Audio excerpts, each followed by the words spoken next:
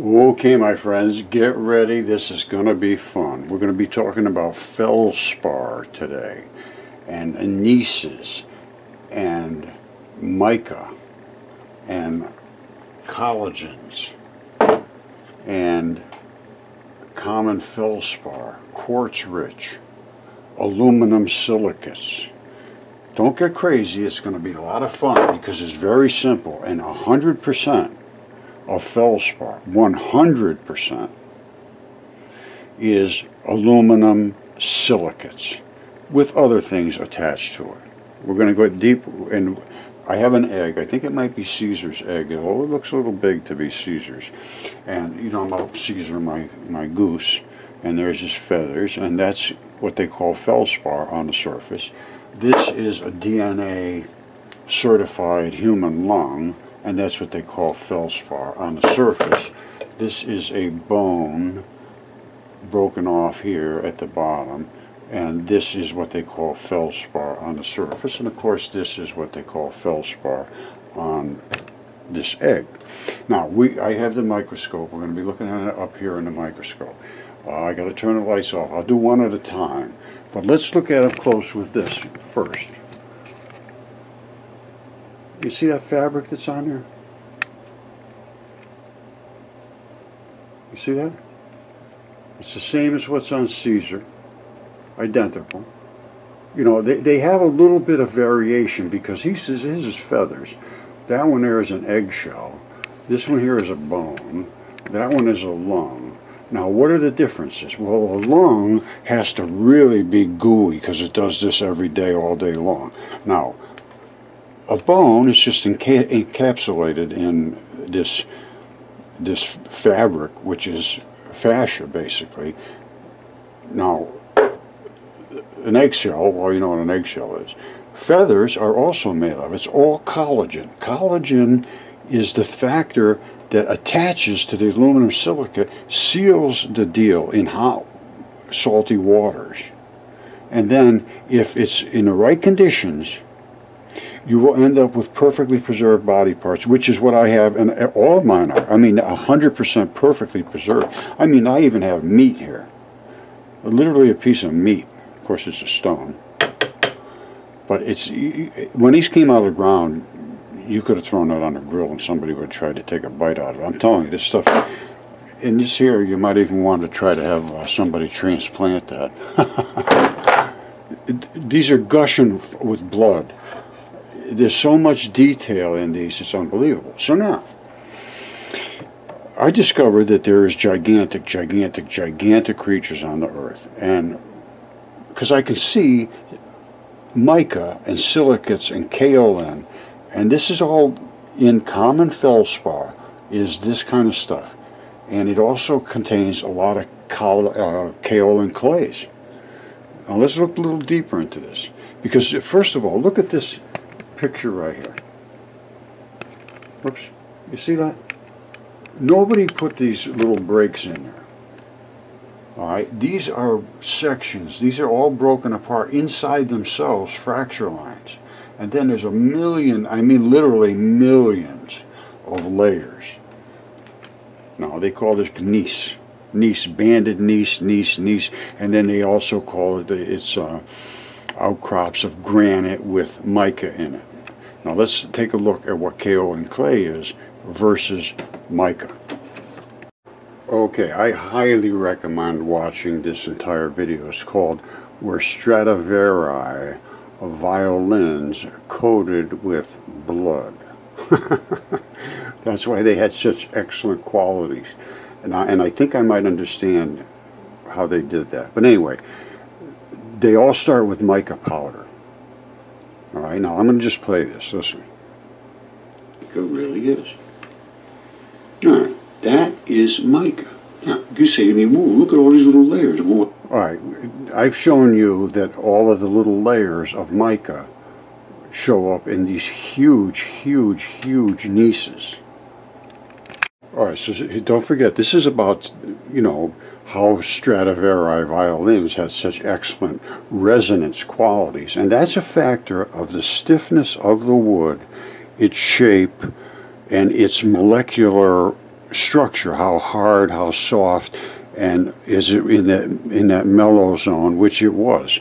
Now, what did they do? They ground up all these micas, and they could make a bazillion different types of micas, and they just add different oxidation states to them, and that gives them their different colors. Basically transition metals. Now, listen to what I had to say here when I did this a while back. Here goes. You think you have one layer of skin? You think you got 10 layers of skin? Come on. You got literally a zillion of them. Now, let me show you, and I can prove that too. You see that? Remember, that's mica. Alright, these are your layers of skin. That's layers of skin. You flatten those flat, and what do you got? What do you got? You got the same thing you just saw. Now, I'm going to show you right around the hairs. It's easy to see it best around here. Alright, that's microscopic shot. You see this? You see how many layers there are? This is one hair. This is not some big tree. Think about, I mean, just give it a little consideration. Now, inside of here, not only is there the kaolin clays, but there's bits and pieces of mica. I'm just going to go a little further here. These are the kind of micas and kaolin clays they found. Sure looks like what we're seeing around that hair. You see the colors? The same colors of basically human beings. Skin colors. And that's what kaolin is, it's skin. It's the slip skin, it's a fine clay. They make fine china out of that. Alright, so what I'm going to do is show all these in the microscope one at a time. I'll say what it is and what I'm showing and make my claims, and we'll be looking up at the microscope screen up here. And this one first is the egg. Alright, you see that egg? You've seen all the bits and pieces, I hope. This egg, I smashed it up. This is Caesar, that's my goose. We'll take a quick look at him. There's a bone head. There's a type of a bone like in a wrist or something where it attaches to another one. This is that toe, and that's the callus. I have some, you should see some of the stuff I got with calluses. You won't believe. I got one toe that's absolutely enormous, and a callus is just the nastiest thing I've ever seen. This is a lung, and we'll take a look at this, and that's the bloody area in the bottom of the lung. They have this flap that comes down to the bottom. It's very bloody, and that's been DNA tested. So all this stuff is pretty well spoken for. So, and I probably should take a look at this. This is, I also believe, well, you can see how many layers. We'll take a look at this and see what we can make of it. It's all scratched up. It's been laying around here for years and years. Okay, this is the egg. Now, I have a certain type of light on here, which is from outside I'm going in. Now, let me go with the scope light itself. And you can see those little white fibers that I was showing you a second ago are all interweaved. This is going to be really hard to focus in.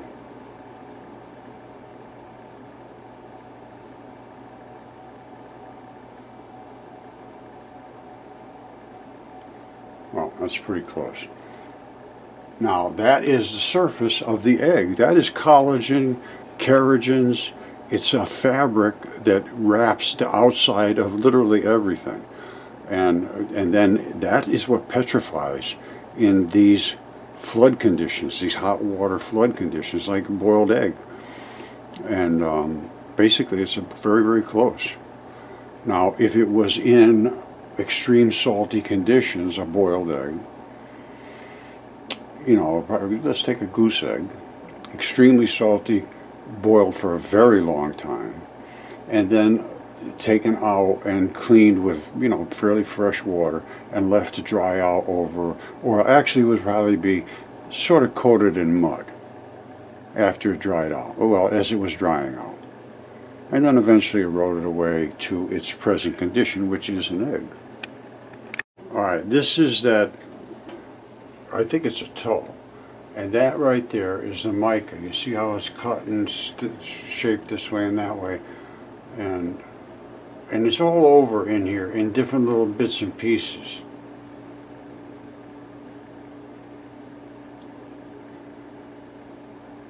You see all that. But this is the way they find it in these colors. I'll show you where they actually, the kids dig it out of the ground. And it comes out in sheets. When they find it in real good sheets, they're in good shape. Where they dig out all the scraps. Basically, that's what these kids will be digging, is scraps. And pulling out little pieces.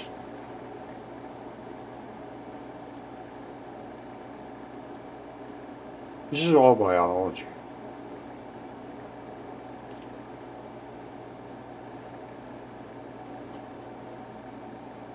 You know, they call that mica and all kind of niche and all kinds of different names, but I can tell you what, it's all biology. Okay, my friends, I'm going to show you something right now. You want to know what hell on earth looks like? I'm going to show it to you. This is about mica and how you put it around your eyes and it gives you a nice warm glow and everything. It makes you feel beautiful.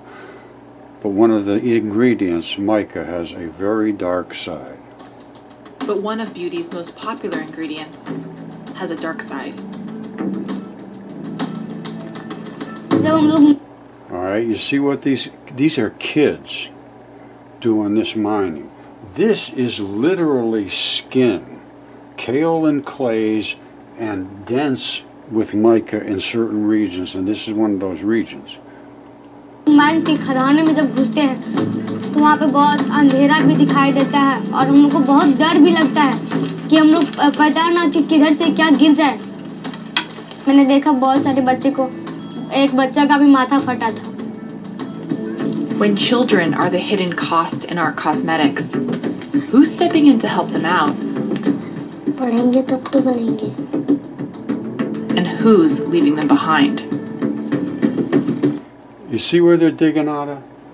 This is literally the skin of the tougher skin area where there is a lot of mica. And the creatures were gigantic, and that's where they're getting this stuff out of. Now, the cost of doing this, the kids get virtually nothing. They were showing one family that there's 3 kids and the mother, they get 1 cup of rice per day to cover all of them for mining this stuff. And she works from 5 in the morning till 6 at night with the kids. The kids are doing the same thing. It's tragic. As I started investigating this, it made me sick. Here's another one. Children labor for pennies mining mica in Madagascar.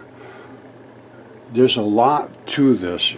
Child mining in India. I mean, they're using these kids to extract these kind of things from dangerous conditions, working all day long, just monotonous. Look at them, bang, bang, bang, bang, bang, all day long, breaking stones. All right, if you've been paying any attention at all, you know that I claim the red blood can just wash right out. Black blood is totally different. It fixes in position because of its chemical composition, Fe2O2 and Fe2O3. Now, watch this. There's biotite and muscovite. One of them, I believe, this one is from red blood. Means and crumbs. This is from and as you can see from our sample boxes, that is an appropriate term for what becomes of this mineral. Biotite is less chemically stable at the surface than muscovite, but both are much more... All right, you see this iron, iron, iron, iron everywhere. They're attaching to, I guess they look like, you know, different other materials, metals, magnesium and so forth. I can't really make out what the names are. Stable than the mafic minerals we just...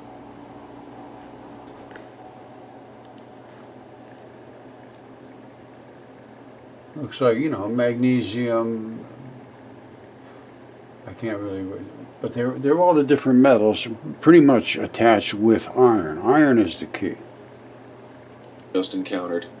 The micas are common in granitic rock. You see that? This is the same stuff I was showing you. That's the same stuff I've got in that toenail that I showed before. And I also have here, hold on. Let me turn the light on. I had it off so I could use the microscope. Alright, I have a lot of this stuff, very similar to what they're talking about. You see that? That's the red blood. And then you get into, this is dense with metals and mica. This one is very, very similar. You see all the red blood, and you got a black blood, and then you got all that shiny stuff. That's really the tough stuff that forms sheets. I'm just going to let him talk about how they turn into clays. Rocks, and muscovite particularly, can survive to end up in many sandstones and siltstones and eventually become clay. The micas also appear in the metamorphic rocks like phyllite, schist, and gneiss. Because the micas are made of silicate sheets bound together by cations like calcium or potassium, they have very characteristic cleavage, that being one direction of cleavage splitting into sheets. This makes this a favorite mineral of my OCD students, and thus one of the samples I have to replace in our lab rooms the most. The most obvious difference between biotite and muscovite is the color, and that is basically how a geologist tells these two apart. Biotite, named after the famed 17th century mineralogist Jean-Baptiste Biot, is a softer mineral with a hardness of 2.5 to 3, so it won't scratch glass. A penny will scratch it, but your fingernail won't. It leaves a colorless to brown streak. It has the undiagnostic 2.7 specific gravity of the most common minerals, and is identified mostly by its dark color and single direction of cleavage, which allows this mineral to grow into what we call books. The more iron in the biotite, the denser and less chemically stable at the surface. You see all these other different, you always got a ton of iron in everything, because blood is basically iron. And then there's also a bunch of other minerals in there, metals basically, transition metals. And they all are in this range right here. These are the stuff you're seeing turn into these sheets. And they turn into those sheets because of the bond angles of the different metals. All right, here goes. And darker it is. The luster is less and less the non-metallic vitreous luster as you put more iron in and approaches what is known as submetallic luster.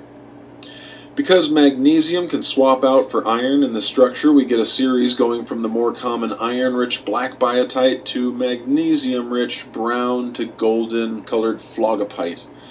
Biotite is more often associated with the intermediate to felsic igneous rocks, whereas... Did you hear him say felsic? Felsic is feldspar.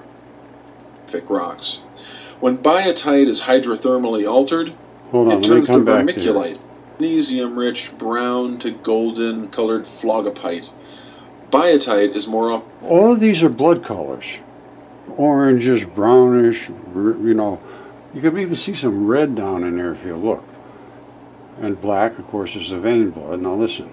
Associated with the intermediate to felsic igneous rocks, whereas Felsic. phlogopite shows up more with olivine, pyroxene, and amphibole mafic rocks. When biotite is hydrothermally altered, it turns to vermiculite. You see what you're looking at right there? That's skin. That's from kaolin clays. I'll show you this. It's not. There's no mystery here. Which expands when heated and becomes one of the best thermal insulators known. So we use vermiculite in insulation, but also in potting soil due to its absorptivity.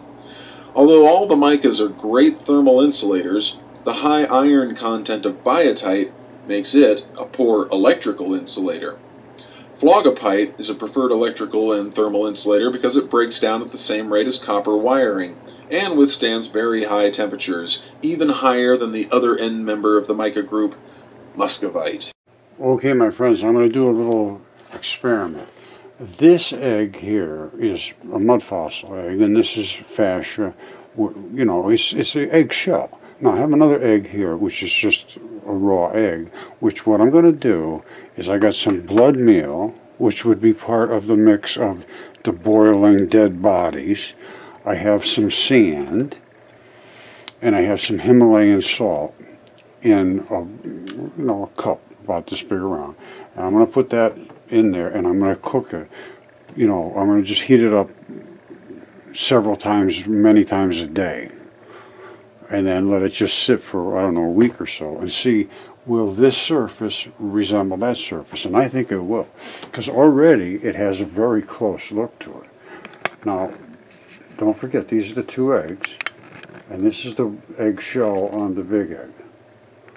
And of course, it's been cooked in, you know, it's 3,500 years old, something like that. Now, I believe. Now, that is the egg, the surface of the other egg. I don't don't know if it'll help to turn the lights off or not, but you can see it's got the same sort of fibrous look to it as that one there does. Now, all those little pock marks, you see the little black spots? Those spots there will probably turn black too. Again, it has to be put in these conditions, which I just spoke about, and I'm doing that right now. And we'll see what happens to that little egg, if it takes on the same effect as the big egg. Alright, I'm going to do a different process of lighting this egg. I'm going to use a supplemental light. So watch up here as I bring in the other lighting source, and it starts to illuminate. Now, you see the black spots there, or those darker spots? Those are going to be basically the same as what we saw in the other right there. Now you see the fabric, the white stuff in between. I don't know if you can see that well or not. And again, this is very, very difficult to light this up in a manner that it's easily seen. But you need to get shadows, and you need to, that shows it pretty good. You see that, those fabric-y looking thing? That is the eggshell. It's the same as that one there, same as the big one. And again, I have all of the components that it would have in the Great Flood. So let's see what happens.